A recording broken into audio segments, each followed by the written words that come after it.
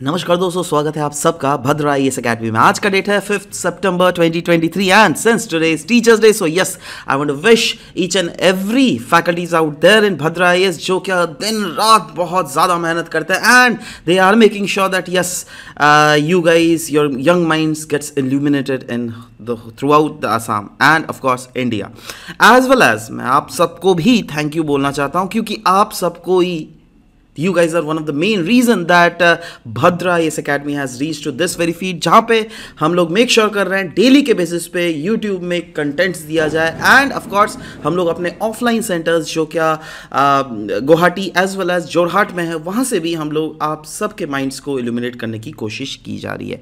Anyways guys, चलिए start करते हैं आज का करंट अफेयर सेशन। यहाँ पे मैं इससे प्रेजेंट करने वाला हूँ शुभदीप इस पूरे करंट अफेयर्स के सेशंस को। चलिए सबसे पहला आज हम लोग डिस्कस करेंगे आसाम ट्रिब्यून का ये आर्टिकल, जहाँ पे हम लोग बात करेंगे पॉलीगैमी के बारे में। ना सवाल होता है पॉलीगैमी क्यों न्यूज़ में है, क्योंकि असम गवर्नमेंट इंट्रोड्यूस करने जा रही है एक बिल असम के स्टेट असेंबली में जिसके तहत बैन किया जाएगा पॉलीगैमी। तो सवाल होता है पॉलीगैमी होता क्या, चलो इसी के बारे में डिस्कस करते हैं। देखो, पॉलीगैमी एक मैरिज का प्रैक्टिस है जिसमें एक पर्सन के मल्टीपल स्पाउस होते हैं। जैसे एक अगर बंदा है तो उनकी बहुत सारी वाइफ्स हैं, then that is a situation of polygamy. Now polygamy Assam government क्यों बैन करना चाहती है अपने स्टेट से, क्योंकि समझना पड़ेगा हमको दैट इसमें ना असम गवर्नमेंट ने पहले पब्लिक ओपिनियन लिया था और सजेशंस मांगा था दैट ये जो मैं बिल प्रपोज करने वाला हूँ टू बैन पॉलीगैमी, इसके related around 149 suggestions Assam government को मिले थे और उसमें 146 सजेशंस जो थे ना वो है फेवर ऑफ द बिल में और 3 सजेशंस जो थे वो अगेंस्ट ऑफ द बिल में।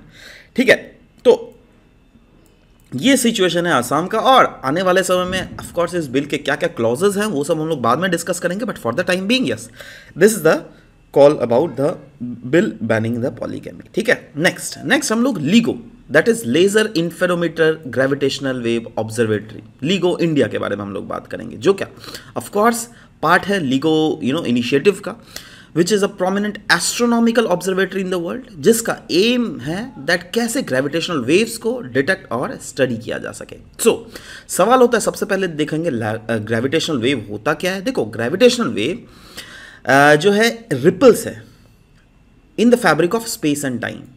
देखो, पहले ऐसे माना जाता था ना दैट स्पेस जो है स्पेस वो उसको बेंड नहीं किया जा सकता, बट आपको पता होना चाहिए दैट पहले आइंस्टाइन ने ये थ्योरी निकाला था दैट यस और ये सेंचुरी लेट आफ्टर बिफोर मतलब अराउंड 1900s में के समय में ही उन्होंने ये थ्योरी दिया था, जिसको ऑफ कोर्स उस थ्योरी के आधार पर उन्होंने बोला था देखो भाई स्पेस और टाइम जो है उसमें रिपल्स क्रिएट हो सकता है ना।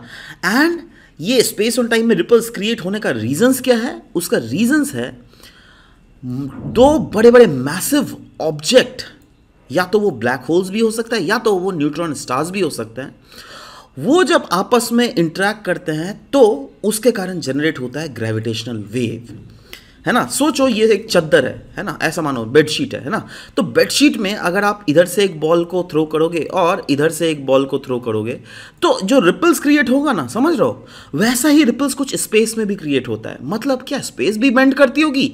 जी हाँ, स्पेस बेंड करती है एब्सोल्युटली, और वही तो हम लोग जो है लीगो ऑब्जर्वेटरी के थ्रू डिटरमाइन करते हैं, जिसका नाम है laser interferometer gravitational wave observatory. ये कुछ एल शेप का इतना बड़ा ऑब्जर्वेटरी है ना, और इसमें क्या होता है ना, लेजर बीम इस रीजन से इधर में हिट किया जाता है और इस रीजन में इधर से हिट किया जाता है, राइट। अब लेजर बीम क्या होता है, इधर से टकराकर वापस आ रही है, इधर से टकराकर वापस जाती है।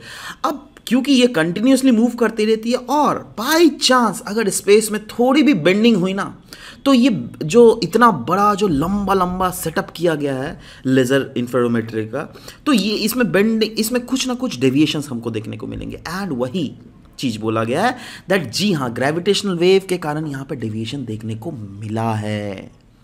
ग्रेविटेशनल वेव बहुत वीक वेव्स हैं, उतनी स्ट्रॉन्ग वेव्स नहीं है, इसलिए टेक्निकली अगर देखोगे इसको काफ़ी ज़्यादा डिफिकल्ट है इसको फाइंड आउट करने में। इसीलिए तो इतने बड़े बड़े स्ट्रक्चर देखो ना, 4 किलोमीटर लंबे स्ट्रक्चर देख लो, 4 किलोमीटर इधर 4 किलोमीटर इधर, और इधर कितना 1 किलोमीटर अगर होगा तो होगा जो भी 1-2 किलोमीटर है ना, तो इतना बड़ा स्ट्रक्चर यहाँ पे सेटअप किया गया है जिससे इसको डिटेक्ट किया जा सके। इतना सवाल होता है क्या ये कहाँ पर है? देखो वैसे तो यूएसए में है, बट ये इंडिया में भी बन रहा है।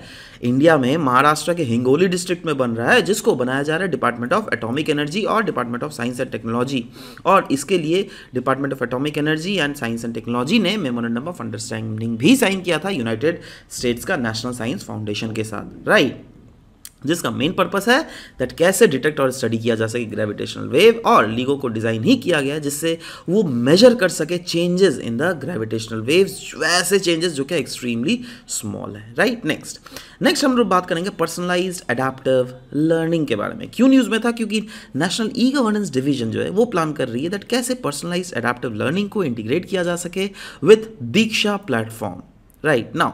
सो सवाल होता है दैट ये पर्सनल एडेप्टिव लर्निंग होता क्या है? देखो, ये एक एजुकेशनल अप्रोच है, ये एक लर्निंग पेडागॉजी है, एजुकेशनल अप्रोच है, जिसके तहत टेक्नोलॉजी का सहारा लेकर और आर्टिफिशियल का इंटेलिजेंस का सहारा लेकर कस्टमाइज्ड लर्निंग एक्सपीरियंस प्रोवाइड किया जा सके इंडिविजुअल स्टूडेंट्स को, जिससे हर एक स्टूडेंट्स के नीड्स अलग अलग होते हैं, हर एक स्टूडेंट्स के एबिलिटीज़ अलग अलग होते हैं, तो उसके हिसाब से उन लोगों को वैसा ही एजुकेशन प्रोवाइड किया जाए। जैसे से फॉर एग्जांपल मेरा एक सब्जेक्ट बहुत ज़्यादा स्ट्रांग है, फॉर एग्जांपल मेरा ज्योग्राफी बहुत ज़्यादा स्ट्रांग है, ठीक है, तो मुझे ज्योग्राफी में और भी टफ क्वेश्चंस पूछे जाएंगे। और अगर मेरा हिस्ट्री बहुत कमज़ोर है तो मुझे हिस्ट्री में और भी ऐसे लेसन्स ज़्यादा दिखाए जाएंगे जो क्या जो क्या कॉन्सेप्ट को क्लियर कर सके। समझ लो मैं क्या बोलना चाह रहा हूँ? मतलब पर्सनलाइज्ड लर्निंग होगा आपका। अगर सोचो पॉलिटी बहुत ज़्यादा स्ट्रांग है तो और ज्योग्राफी कमज़ोर है तो आपको पॉलिटी में और भी टफ क्वेश्चंस पूछे जाएंगे, और ज्योग्राफी में ईजी और साथ ही साथ कॉन्सेप्ट क्लियरिंग वाले क्वेश्चंस पूछे जाएंगे। समझ लो मैं क्या बोलना चाह रहा हूँ, राइट। तो यही है पर्सनलाइज्ड लर्निंग। और पर्सनलाइज्ड लर्निंग का पता है क्या फ़ायदा होता है? एक तो टेलर्ड कंटेंट डिलीवरी होता है, दैट इज़ वही बोला ना दैट अगर आप पॉलिटी में अच्छे हो तो आपको पॉलिटी के चैलेंजिंग प्रॉब्लम्स पूछे जाएंगे, बट वहीं पर जिसमें कमज़ोर हो उसमें इजी वाले पूछे जाएंगे। पर्सनलाइज्ड स्टडी प्लान्स होंगी जहाँ पे video tutorials based on student weakness वो सब कुछ आएंगी। यही नहीं, फ्लेक्सिबिलिटी होगी लर्नर के लिए, फास्ट लर्नर के लिए भी जिससे वो आराम से जल्दी लर्न सके, और जो स्लो लर्नर्स है दोनों के कारण लिए फैसिलिटीज़ होगी, और साथ ही साथ स्पेशल नीड्स को भी ये सपोर्ट करेगी। जैसे सोचो कोई विजुअली इंपेयर्ड स्टूडेंट है तो उसके लिए ऑडियो डिस्क्रिप्शंस दिया हुआ रहेगा। समझ लो बात? तो इसको कहते हैं पर्सनलाइज्ड एडेप्टिव लर्निंग। आशा करता हूं दैट इसको आप समझ गए होंगे इस वर्ड को। चलो सर आगे बढ़ते हैं। आगे में हम लोग यहाँ पे डिस्कस करेंगे ग्रामोदय विकास योजना के रिलेटेड। क्यों न्यूज़ में था? क्योंकि चेयरमैन जो थे ना खादी और विलेज इंडस्ट्रीज कमीशन के, उन्होंने रिसेंटली कुछ टूल किट्स और कुछ मशीनरीज भुवनेश्वर उड़ीसा के आर्टिशंस को दिया है as a part of this Gramodaya Vikas Yojana. तो सवाल होता है ग्रामोदय विकास योजना किसके अंडर ये स्कीम है? देखो, ये पार्ट है मिनिस्ट्री ऑफ MSME का under the Khadi and village industrial commission, जिसको लॉन्च किया गया था मार्च 2022 में, है ना, in the name of Khadi Gramodaya Vikas Yojana. ठीक है, इसका एम क्या है? इसका एम है दैट कैसे विलेज के इंडस्ट्रीज को प्रमोट और डेवलप किया जा सके। और विलेज के इंडस्ट्रीज़ को अगर आपको डेवलप करना है तो आपको कॉमन फैसिलिटी, टेक्नोलॉजिकल मॉडर्नाइजेशन और ट्रेनिंग प्रोवाइड करनी पड़ेगी। इसीलिए यहाँ पे जो एक्टिविटीज़ को इंक्लूड किया गया ना ग्रामोदय विकास योजना में, इसमें agro based food processing industries, mineral based industries, wellness and cosmetic industries, handmade paper, leather and plastic industries, rural engineering and new technology industries and service industries को लिया गया है। और इसके कंपोनेंट्स की अगर बात करें, yes, research and development and product innovation, capacity building and marketing and publicity, these are the components जिसके तहत बेसिकली ओवरऑल कोशिश की जाएगी दैट विलेज के इंडस्ट्रीज़ को कैसे प्रोमोट और ओवरऑल डेवलप किया जा सके। और इसके सिग्निफिकेंस यही है दैट यस, इससे फ़ायदा ये होगा ना दैट क्योंकि आर्टिशंस को वेरियस इक्विपमेंट्स प्रोवाइड किए जाएंगे, एसेंशियल टूल्स और मशीनरीज प्रोवाइड किए जाएंगे, इससे क्या होगा, उनका इनकम लेवल बढ़ेगा। और अगर बात ही कर रहे हैं khadi and village industrial commission के, तो ये एक स्टैट्यूटरी बॉडी है जो क्या khadi and village industrial commission act 1956 के अंडर सेटअप किया गया है, जिसका रिस्पॉन्सिबिलिटी क्या है दैट ये काम करेगी प्लानिंग, प्रमोशन, ऑर्गेनाइजेशन और इम्प्लीमेंटेशन ऑफ वैसे प्रोग्राम्स जो क्या khadi and village related industries को प्रमोट करने में सहायक हो सके। अगर khadi and village industrial commission की अभी तक की अचीवमेंट को देखें तो लास्ट 9 साल में ही अगर देख लीजिएगा, खादी विलेज इंडस्ट्रियल कमीशन के कारण India has achieved a great feat and achieving the aim of Aatmanirbhar Bharat. Right. And इसके सिग्निफिकेंस अगर देख लीजिएगा, यस एम्प्लॉयमेंट जनरेशन तो रूरल लोगों को प्रोवाइड करता ही है, but overall rural region as whole develop भी करता है और वहाँ की पॉवर्टी भी एलिवेशन होती है, वहाँ की लोकल रिसोर्सेज की भी प्रॉपर यूटिलाइजेशन होती है, जिससे क्या वो लोग इतना ज़्यादा माल को बना सके जिससे क्या वो चीज़ हम लोग एक्सपोर्ट भी कर सके, मतलब इनडायरेक्टली एक्सपोर्ट पोटेंशियल को भी प्रमोट करता है। और ऐसे ही डिफरेंट अदर इनिशिएटिव्स भी अगर देख लीजिएगा तो उसमें आता है दीनदयाल उपाध्याय ग्रामीण कौशल्य योजना, प्रधानमंत्री कौशल्य विकास योजना और national rural livelihood mission, right. Next दोस्तों, इंडियन एक्सप्रेस का ये इंपॉर्टेंट आर्टिकल था जहां पे हम लोग बात करेंगे 9 डैश लाइन के बारे में। 9 डैश लाइन कौन सा है? देखो, ये है चाइना, ये है वियतनाम, राइट, इधर है मलेशिया, इधर है ब्रुनेई, इधर है आपका जाके ऑफ कोर्स मलेशिया का ही पार्ट है। ये लाइन देख रहे हो, देखो 1 डैश 2 डैश 3 डैश 4 डैश 5 6 7 8 9, इस 9 डैश को जो है ना 9 डैश लाइन बोलते हैं। पता है क्यों 9 डैश लाइन बोलते हैं? क्योंकि इस रीजन को चाइना क्लेम करती है ना, हिस्टोरिकली चाइना डिमार्केट करती है दैट इस लाइन के भीतर वाला जो साउथ चाइना सी वाला एरिया है, जो क्या रफली अकाउंट करता है रफली around 90% of the South China Sea, है ना, जिसमें पैरासेल एंड स्पार्टली आइलैंड्स भी आते हैं, वो पूरा चाइना का है, ऐसा चाइना क्लेम करती है। अब देखो, चाइना अगर क्लेम करती है तो आप खुद सोचो ना, इसमें किस किस का क्लेम हो सकता है? मलेशिया का होगा, ब्रुनेई का होगा, राइट, वियतनाम। तो ये लोग क्या देश, फिलीपींस, ये लोग क्या देश चुप रहेंगे? नहीं, राइट। तो ये लोग देश भी जो है इनके खिलाफ आवाज़ उठा रहे हैं। और क्यों आवाज़ उठा रहे हैं? पता है, इंडिया के साथ आवाज़ उठा रहे हैं। अब आप बोलिएगा इंडिया क्यों 9 डैश लाइन से? इंडिया को तो कोई फर्क नहीं पड़ता। जी हाँ, एब्सोल्युटली इंडिया को कोई फर्क नहीं पड़ता। बट अभी चाइना ने अपना एक मैप रिलीज किया है, न्यू नेशनल मैप, जिसमें 9 डैश लाइन को तो चाइना ने अपना बताया ही है, बट हमारे देश का अरुणाचल प्रदेश और अक्साई चीन which is legally the part of India, उसको भी चाइना अपना बता रही है। तो इंडिया ने तो अनडाउटेडली प्रोटेस्ट करेगी ही, बट हमारे साथ साथ फिलीपींस, मलेशिया, वियतनाम, ताइवान ने भी इस प्रोटेस्ट को ज्वाइन कर लिया है ना। इससे कहीं ना कहीं एक चाइना के खिलाफ जो एक फ्रंट बन रहा है वो काफ़ी ज़्यादा स्ट्रांग बनता हुआ दिख रहा है, और कहीं ना कहीं दुनिया भी देख रही है दैट यस, चाइना के इस इनिशिएटिव के खिलाफ इन सारे देश जो है आकर आवाज़ भी उठा रहा है, राइट। नेक्स्ट दोस्तों, हम लोग बात करेंगे यहाँ पे स्टेम सेल्स के बारे में। क्यों न्यूज़ था पहले तो ये बता देता हूँ, क्योंकि दिल्ली हाई कोर्ट ने रिसेंटली परमिट किया था 2 चिल्ड्रन को जो कि ऑटिज्म स्पेक्ट्रम डिसऑर्डर से थे, और बोला था ठीक है आप लोग स्टेम सेल थेरेपी से जा सकते हैं। तो सवाल होता है स्टेम सेल्स होता क्या है जिसके थ्रू स्टेम सेल्स थेरेपी होता है?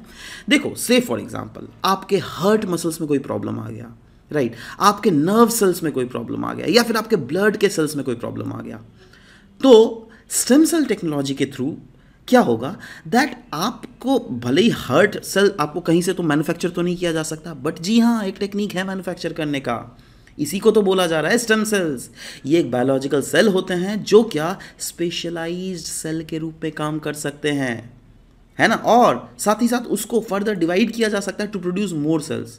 मतलब ये एक ऐसे ट्रीटमेंट, ऐसे थेरेपीज में यूज़ किया जाता है जिसमें कोई भी डिजीज से हम लोग बच सकते हैं। स्टेम सेल्स को ग्रो किया जाता है लैब में और इसको मैनिपुलेट किया जाता है to specialise and to specific type of cell, जिससे whether it be heart muscle cells, अगर आपको हार्ट मसल सेल्स की ज़रूरत है या फिर नर्व सेल्स की ज़रूरत है, तो यही स्टेम सेल थेरेपी के थ्रू आप आराम से इस इंजर्ड टिश्यू को ठीक कर सकते हो। क्योंकि अगर आप स्टेम सेल्स बनाओगे तो वो अपने आप को फर्दर डिवाइड कर सकता है इनटू डिफरेंट अदर पार्ट्स, और अगर आपके पास बहुत सारे स्टेम सेल्स हो जाएंगे तो सोचो आपके हार्ट मसल्स के रिलेटेड अगर वो स्टेम सेल जरूरी है तो उस हार्ट मसल पे लगा लो आप अपना, समझ लो बात। तो this is the very good technology that we are reading here about, right. और इसके रिलेटेड यूपीएससी में ऑलरेडी क्वेश्चन आ चुका है, so yes we should know about it, right. Anyways guys, this was all about the discussion that we had for this very session. मिलते हैं आप सबके साथ नेक्स्ट सेशन में. Till then, bye bye, take care and thank you for listening to the whole video. Thank you very much.